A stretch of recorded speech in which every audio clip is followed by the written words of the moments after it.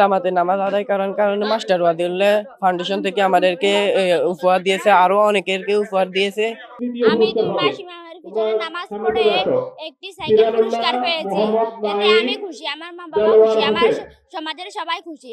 এরা 2 মাস লাতি জমাতের সহিত 5 ওয়াক্ত নামাজ আদায় করছে। ভবিষ্যৎ বাণীও জানে এভাবে 2 মাস নামাজ 5 ওয়াক্ত আদায় করতে, আর এটাই আমাদের কামনা। এবার 5 ওয়াক্ত নামাজ জামাতের সহিত আদায় করেছিলেন এবং কি আমার থেকে খুব ভালো লাগছিল এবং কি পরবর্তীতে যেন আরো সুন্দর মতন এই নামাজের আহ্বানটা দেওয়া হয়।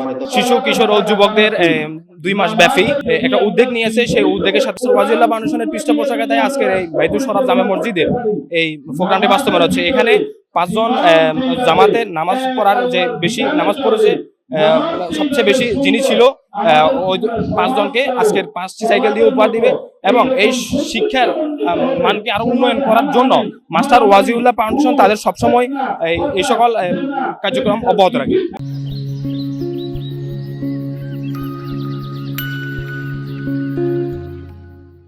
কিশোর শিশুরা যেন আরো অগ্রসর হতে পারে, এই জন্য সামনের দিকে যে এটা অব্যাহত রাখে, আমরা ওনার কাছে এটা আশাবাদী।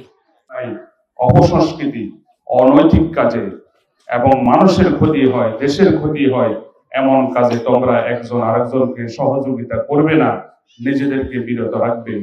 এই কাজটি নিশ্চয় একটি ভালো কাজ। এটা ভালো কাজ কিনা আপনারা কি মনে করেন? অবশ্যই ভালো কাজ। এই কাজে আমাদেরকে সহযোগিতা করা অবশ্যই দরকার।